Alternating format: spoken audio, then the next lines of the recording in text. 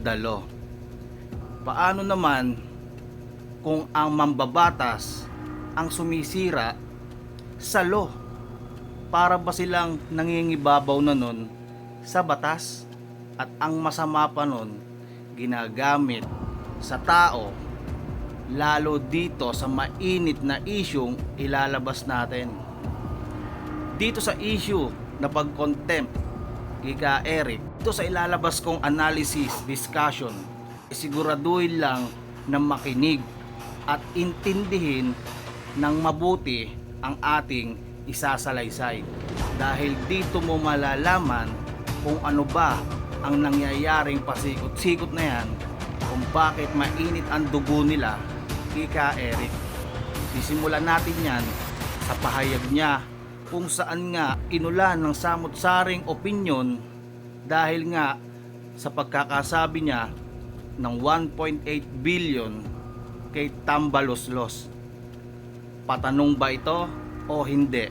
Kung may manunood dito at sasabihin hindi ito patanong, ay pwede mo nang i-skip itong video ang pinapanood mo dahil panigurado maiiyak ka dito sa malalaman mo. Tara, balikan natin yung pahayag at yung statement na patanong ni Ka Eric sa SMNI. Let's go. 8 billion. Sabi niya pakitanong kay Eric. Sabi niya pakitanong kay Eric. Sabi niya pakitanong kay Eric. At paki-explain din. At pakitanong kay Secretary Belica Messina. Ito ay break-in information coming from Congress mismong source. No, because the 1.1 billion of the DNNR, that's the entire department. Yeah. But you're saying now, Eric, that 1.8 billion is just the office of the speaker for travel? Which is a question posed to us by the source from Congress. Yeah, that, Malinaw. Malinaw na malinaw. Pinapatanong. So dahil siya ang host dito sa SMNI, sasabihin niya diretsahan.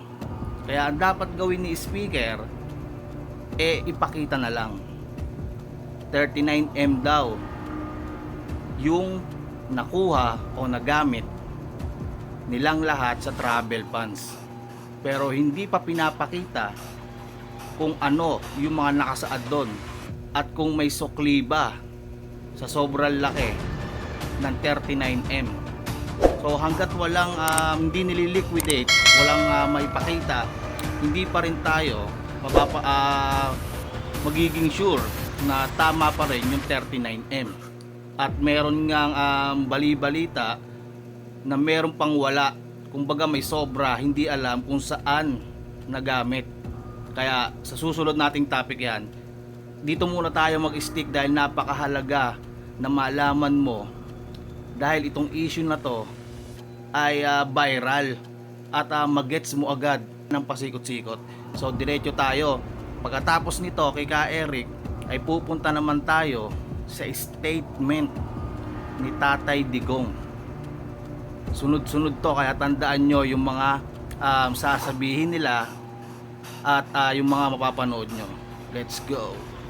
I mean, the speaker should explain, no? Yes. He should confirm or deny and then give an explanation. Give an explanation Yeah. kung totoo ito kasi sabi niya baka humigit pa kay Eric kung i-factor in Secretary Belica ang current baka umabot ng 2 billion ang gastos sa travel ni Speaker Martin Romualdez at ng kanyang mga interaction. Ano nga pala, no, kung mas madami pa o mas malaki pa pala ang nakuha?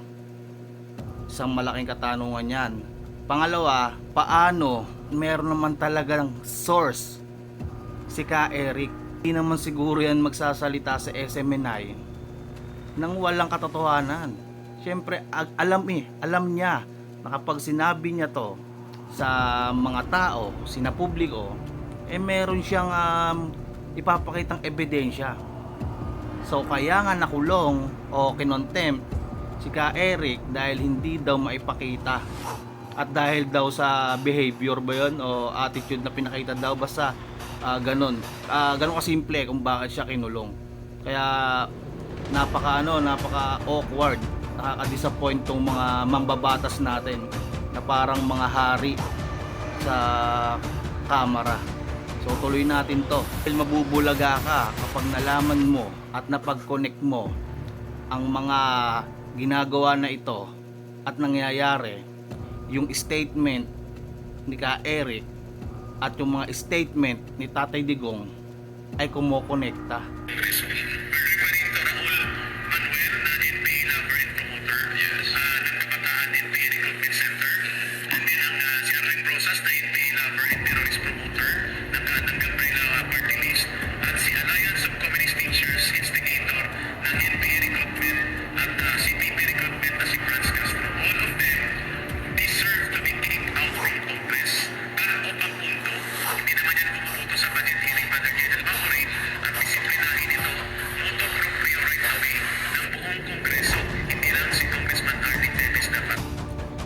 Okay, natatandaan nyo ba? Tandaan nyo ha. Sabi ko naman nung una pa lang, intro pa lang, gamitin ang tenga at ang malawak na pangunawa. Okay, itong tatlong nasa Congress, si Raul Manuel, Arlene Brosas, at yung isa pa sa Teachers Act, si Franz Castro. Yang tatlo na yan ay isang malaking salot, dahil yan ang mga protektor at posibleng nagbibigay ng kalakasan sa mga makakaliwa. Kasama pa dyan yung pagre-recruit ng mga kabataan sa mga eskwelahan na bata pa lang nabe-brainwash na, nagkakaroon na ng galit sa gobyerno dahil nga mali-mali ang tinuturo. Kaya nung nakakaraang video, sinabi ko sa inyo, posibleng mga teacher pa kamo sa mga eskwelahan ang nagre-recruit sa mga estudyante nila. Kaya paki-check ng maigi yung mga anak nyo kung may nangyayaring usapan o may tinuturo sa kanila na hindi naman dapat matutunan sa eskwelahan, dahil nga siya ay Teachers Act party list, so may mga guro siyang hawak dyan. Malinaw. Ito namang si Raul Manuel ay kabataan party list, so malinaw para sa kabataan. Pwede nilang gawin yan na palabasin, kaya nila sinusuportahan o gumawa ng party list para sa mga kabataan at para sa mga teacher. Kaya may party list ang kabataan at ang Teachers Act. Pero hindi nila sasabihin sa inyo yung totoo nilang motibo na hawak nila ang mga ibang teacher at hahawakan din nila yung mga kabataan. So ano yan, no? Talagang solid na yung tinarget nila, teacher at kabataan. Teacher nga naman ang mabe-brainwash sa mga estudyante niya para ma-recruit sa mga makakaliwa. So malinaw, merong mga protector at mga miyembro ng komunista makakaliwa na nasa Congress, nakaupo dyan at kumikita ng malalaki. So alam nyo na kung saan papunta yang mga yan. Diretso tayo, tandaan maigi ha, tandaan. Okay, next, si Ka Peter. Si Ka Peter ay isang dati ring miyembro kasapi ng mga makakaliwa na kasama ni Ka Eric, na tumiwalag dahil nga syempre nagbago at nadala lang ng maling mga turo, tulad ng mga kabataan nga na brainwash sa eskwelahan. Ganyan din ang ginagawa nila sa mga kabataan. Kaya naman na-realize na nila na mali pala. Kaya ngayon tumutulong sila sa gobyerno kung paano mapuksa itong mga salot sa lipunan. So eto, panoorin natin yung sasabihin ni Ka Peter, at dito na tayo tutumbok ngayon sa mainit na issue sa Congress, kung saan kinontempt si Dr. Badoy at si Ka Eric. Dito na tayo kokonekta. Maliwanag ni Speaker Romualdez, magkano binibigay mo pera dito? Ang hilingin natin dito kay Speaker Romualdez ay, sabi nga ng mga Kastilan, magkwenta sa Claras tayo. Na? Magkano ba binigay ninyo dyan sa tatlong bukok na yan? Magkano ba ang inalat ninyong pondo dyan sa so-called Makabayan Camp na yan? Dagdag pa ni Caramon na natatakot siya dahil tila ang Kongreso pa umano ang nagpupondo sa armadong pangkikibaka. Ang nangyayari dito, effectively, nakakaya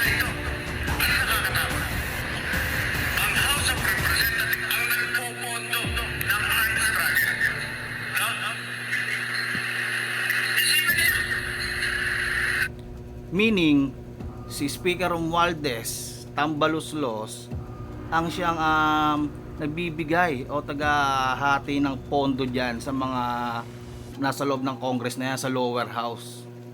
Tulad na nasabi natin kanina, may mga nakaupo dyan at may mga kongresista dyan na hawak ang makakaliwa o suportado, miyembro. So dyan na tayo nagkakalintek-lintek dahil napasok na tayo. Pwedeng napasok na o baka dati na yan, dati na nakaupo dyan na dapat nang walisin yan. Dahil nga pag nagtuloy-tuloy yan, hindi tayo uusad. Tuloy tayo.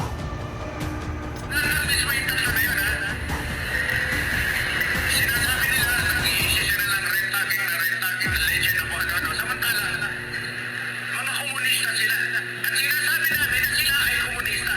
We're not only rent-tagging them, we are identifying them.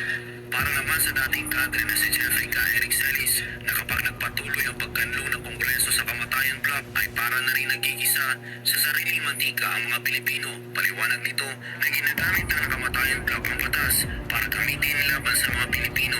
Lutuin natin ang sarili natin sa sariling mantika natin. Halimbawa, habang nag-uusap tayo ngayon, inilusot nila sa second reading ang panawagan na ang act providing protection against interference of labor unions. Nilolobo ang batas para gamitin laban sa atin. Tanong ngayon, Grabe talaga, parang palala na talaga ng palala.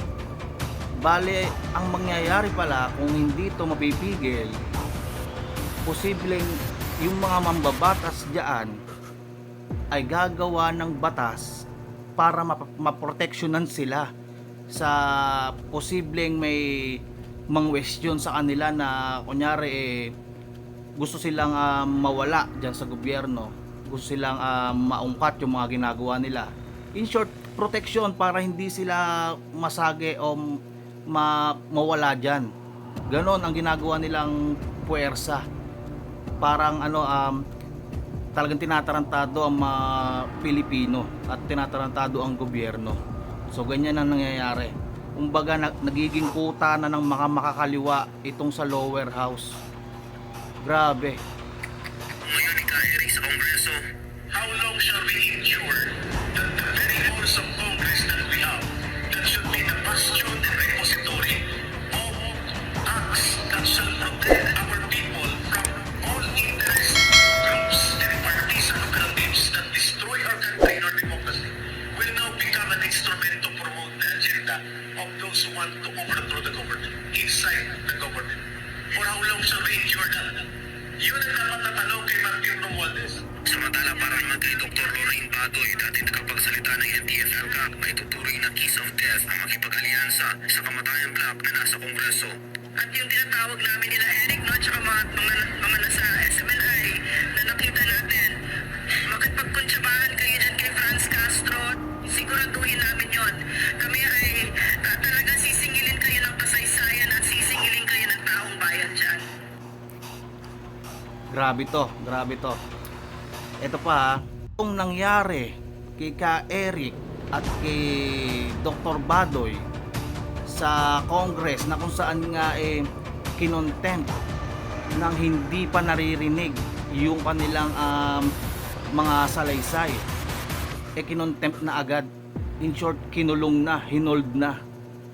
Ibig sabihin nito, nakikita na natin na nakukuha na nila at nagiging powerful na sila dito nga sa bansa.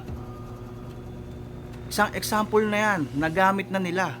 Isang pahiwatig na yan na dapat magising ang mga Pilipino na dito sa hearing na ipakita na nila yung masamang hangarin nila. Tignan mo, merong anchor o balita, statement itong mga anchors katulad ni Ka Eric, kung saan patanong nga, kaya inulit natin kanina, patanong malinaw na malinaw, may video. Pero dito sa hearing, hindi nila pinapakinggan yung video, pati yung kung ano ang rights ni Ka Eric. Kaya nga sabi nga diyan, right to be heard. Kailangan mo nang mapakinggan yung tao bago ito makulong. Pero ang nangyari, kulong muna bago pakinggan. Sus Mariusep, ba ang ginagawa dito sa Congress o ano ang trabaho nyo dyan? Mambabatas. Pwede naman kayong magpakulong. Kaso, dapat papakinggan nyo muna. Kaya nga hearing ginawa nyo ba na yan, matatawag nyo yung due process yan. Yapat may hearing. Parang ano lang nagkwentuhan lang dyan, sabay bigla kayong nagalit dahil hindi kayo pabor sa kinukwento nung isa. Sabay kulong. Paano nangyari yung mga ganung, para lang kayong mga dyan, bata sa classroom na nagkakagulo, na hindi mo malaman kung sino ba talaga yung kalaban o yung pasimuno. Basta ang kitang kita dyan yung niloloko nyo at yung tinatarantado nyo. Malinaw na malinaw. Bago ikulong, pakinggan. Hearing nga, hearing. Bingi ba kayo?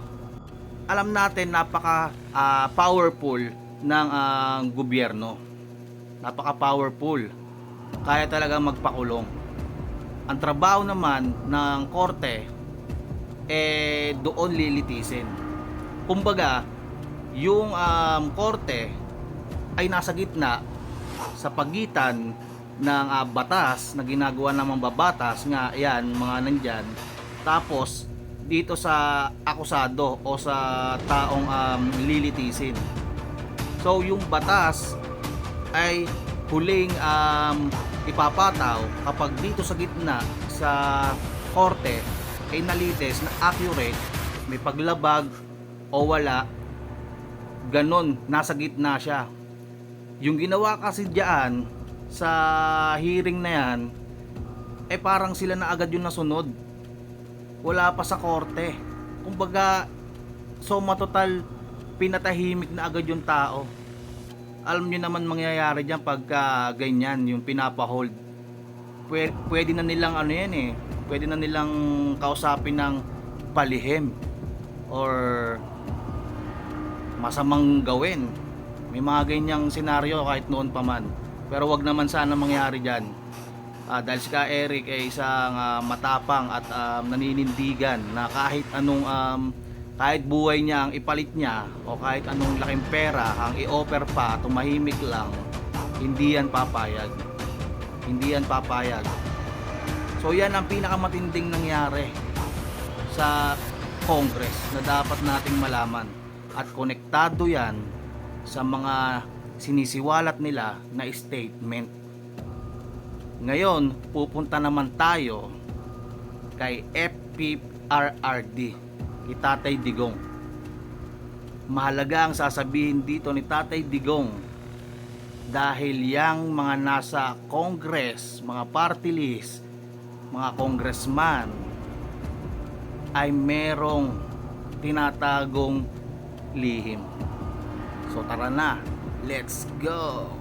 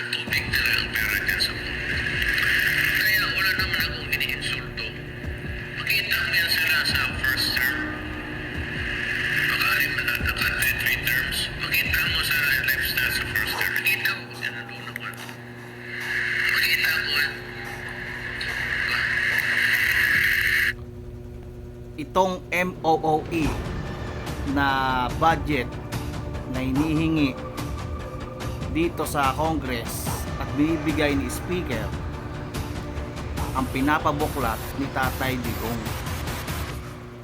Matagal na yan, pero hindi nyo pa nilalabas.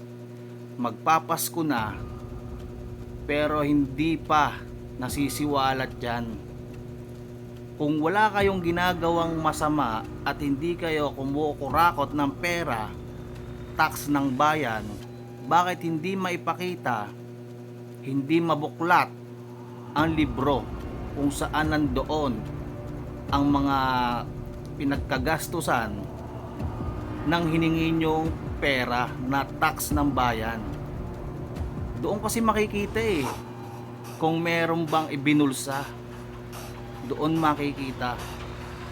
Kaya pilit na pinapalabas yan. Gusto nyo palang malaman yung source ni Ka Eric kung sino ang nagsabi na 1.8 billion ang travel funds nyo. Nagkukumigkig kayong malaman kung sino. Bakit hindi nyo unahin ilabas yung MOOE nyo para magkaalaman? Yan naman ang tanong ng taong bayan sa inyo.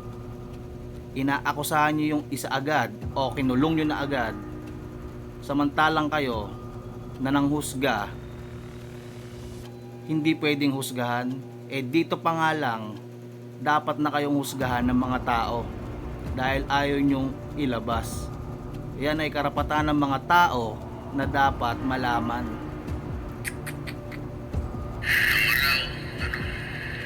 Yung iba nagpapabida pa, kunwari, pamasahe sila. Just to make an impact which is really pure hypocrisy. Tapos makikita mo yung mga nationalistic, kunwari, they pretend to impose on the people a set of values and principles. Hindi naman nila ginagamit. They do not practice it. They do not adopt it. They are just mouthing it. But they are kasali doon. Kung ilabas mo yung sa Congress, makikita mo talaga kung sino ang Pilipino. Malaman mo na walang Pilipino dyan. Ayaw ko kung ano tribo nila. Kaya yan, the only way to know the truth is to make public Tama. the information which is mandated by the Constitution to be given to a citizen who wants to know where saan yung pera ko. Where the tax ko.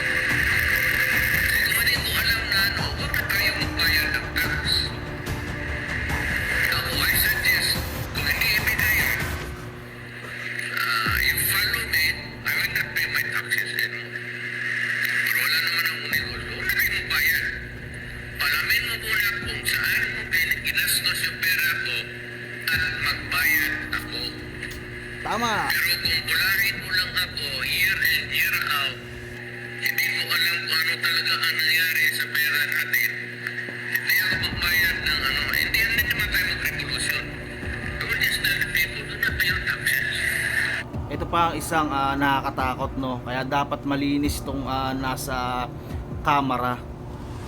Tingnan nyo, lahat dito makaka-relate. Yung mga tao, mamamayan, mga nakatira sa mga probinsya na may kanya-kanyang nakatalaga o binoto na congressman ay takot na questionin itong mga opisyal sa kanila. Maraming mga tao ang tikom ang bibig pagdating sa mga ganitong usapan. Yung tipong magtatanong ka lang sa mga politiko sa lugar nyo, sa bayan nyo, baka mapanganib pa ang buhay mo. Totoo naman, diyan sila nagiging makapangyarihan. Hindi alam ng iba na may karapatan ka na mang-question, lalo kung nagbabayad ka ng tax, dahil yun ay napupunta sa kanila. So walang masama doon. Kapag ang isang politiko sa inyo ay naging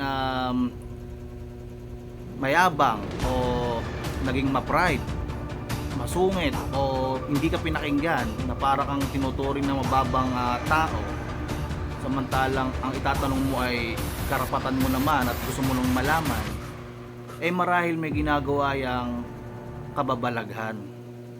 Tulad ng sinabi ni Tatay Digong, kung may mga ganyang issue at dyan napupunta yung tax, yung mga pera ng bayan, wag na tayo magbayad. May punto din. Bakit ka pa naman magbibigay, magpapatax kung yung mga kumukuha ng tax na yan hindi naman ina-update kung ano yung mga kung saan pinabili yung pera na to, dapat naka-resibo, kumbaga nakalista, i-liquidate. Ganun kasimple. Pag walang nilabas na ganun, alam nyo na, something fishy.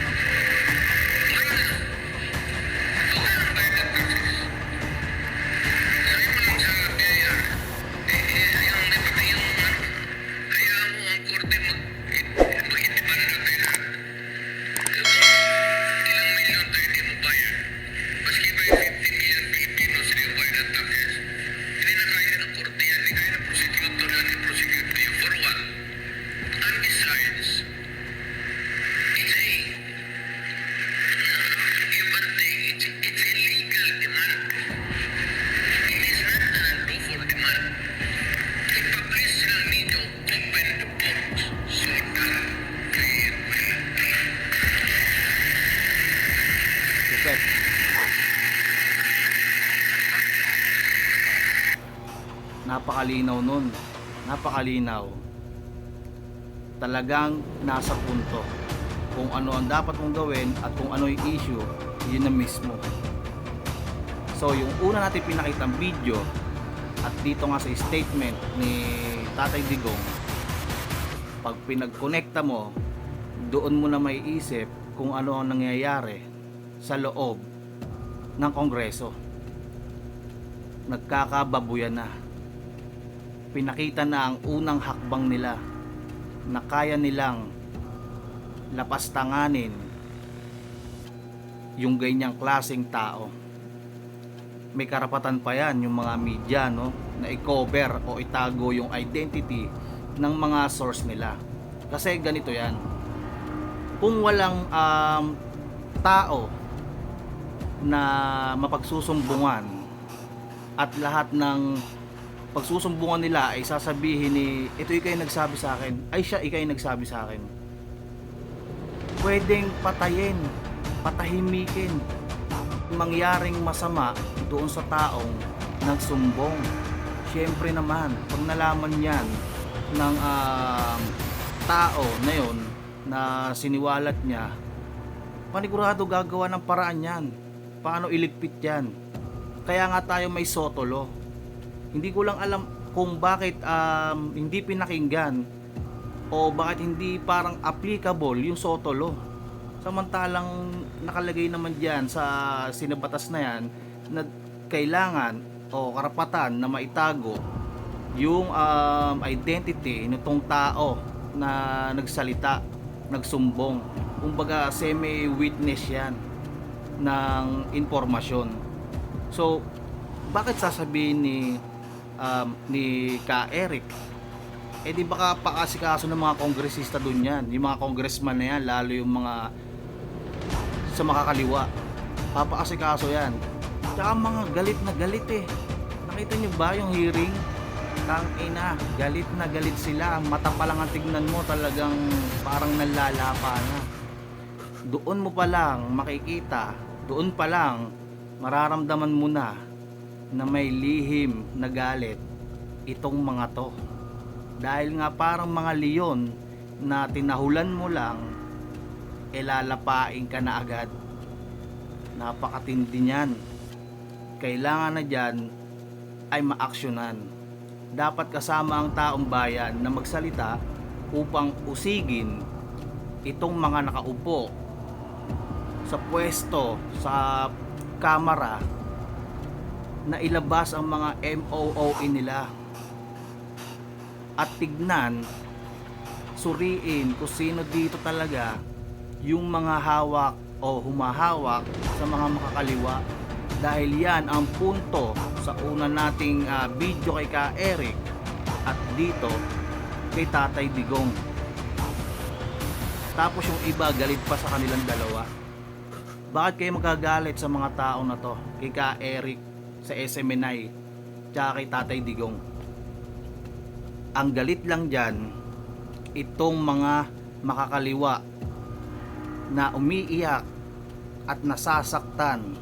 Unti-unti na silang nabubunyag. Baka hindi nyo pa magets to Baka hindi nyo pa magets. Sinimpilihan na natin yung paliwanag para ma-deliver natin sa mga tao ng maayos. So gets nyo na kung bakit sila lumalaban para sa bayan at bakit laging kinakante at gusto pang ipasara. Nakuha pa nilang idama yung SMNI kung saan nilalabas dito lahat ng katotohanan, lahat ng statement dito, lahat ng sinasabi, sinisiwalat, puros katotohanan. Alangan namang sabihin dyan, puro kasinungalingan. Yung mga iba no, yung kontra nga sa kanila, yun ang sasabihin. Pero mag-stick ka sa sinasabi nila at dun sa mga senaryo na katulad niyan na nangyayari. Napaka-accurate. Accurate to. Pag inanalyze mo, accurate. Tignan mo yung senaryo na pangyayari na yan, tapos dito ka makinig sa ibang network o ibang broadcast media. Tignan mo kung magko-connect. Tignan mo kung magiging accurate. Hindi. Kasi nga sa ibang TV network, yung mga anchors, ewan natin na hindi ko pinupunto ko sino-sino, pero alam naman natin na kaya yang manipulahin. Pwede pa yang itawag ibabalita namin si ganto, si congressman ganyan, si ganto.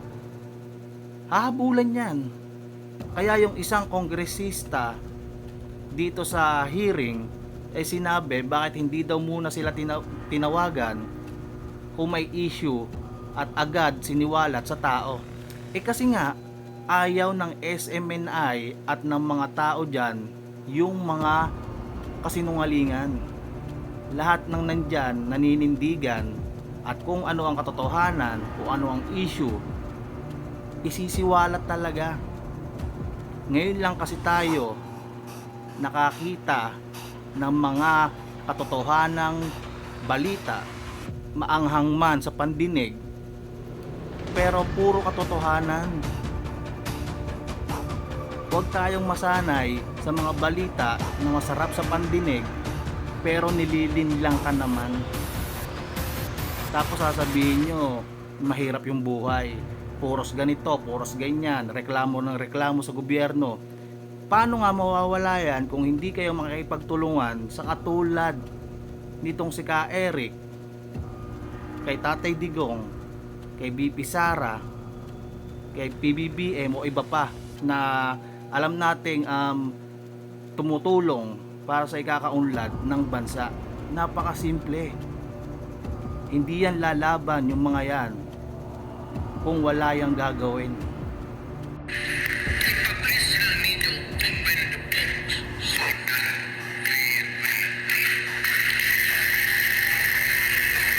Open the book. Open the book. Marami ang magigising dito sa nilabas nating video. Na kaya galit na galit yang mga yan kay Ka Eric at sa buong SMNI, pati kay PRRD, Dr. Badoy, posibleng baka pugad na yan o naghahari-harian na dyan yang makakaliwa. Yan ang nakakatakot na mangyayari. Question: pagdinig pero hindi dininig, contempt muna bago pakinggan, bagong ruling, bagong due process, iba ang asal, may lihim na galit. Baka ulit ha, baka mga makakaliwa na nga ang tao dyan. Kaya kapag tinitira na sila, galit na galit sila. Alam nyo na. Kaya magsalita na kayo. Pwede nyo rin i-share tong video, no? Hindi ko nire-recommend pero kayo nang bahala. Basta ang sa akin lang dito, ang analyzation na to at discussion, pinagsama-sama ko na para mabilis nating maintindihan yung mga nangyayari. Yun lang naman ang sa akin, no? Para hindi na kayo maligaw. May alyansa ba sa mga kaliwa? Tanong lang.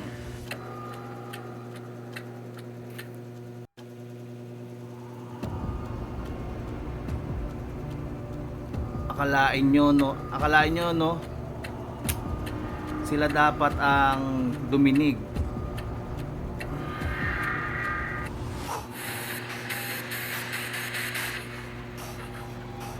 Masama na palang magtanong kahit may video na hindi naman patanong, kinasuhan. Trabaho nyo nga, diba? Yung kumalap ng mga impormasyon sa mga ganyan para makagawa kayo ng effective na batas. Hindi yung babatasin nyo yung tao, hindi nyo binigyan ng karapatan na mapakinggan yung mga sasabihin niya, samantalang karapatan niya yon. Kung nagawa nyo yan kay Ka Eric, posibleng magawa nyo rin yan sa mga ordinaryong Pilipino na nais malaman at nais gawin ang karapatan nila, katulad nitong mga pangyayari na ganito. Nakakaawa ang sasapitin natin kung hindi malilinis, mawawales itong mga protektor, kasapi ng mga makakaliwa dito sa kamara. Bandang huli naging powerful pa sila.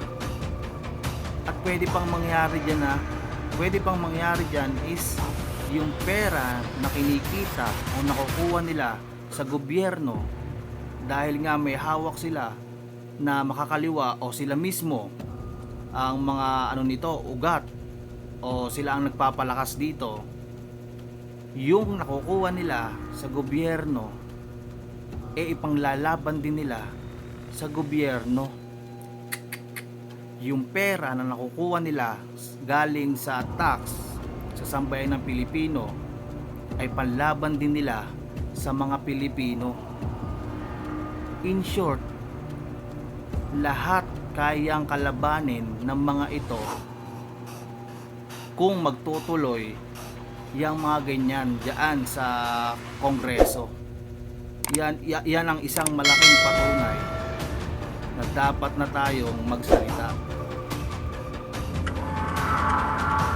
MOE nyo, labas nyo!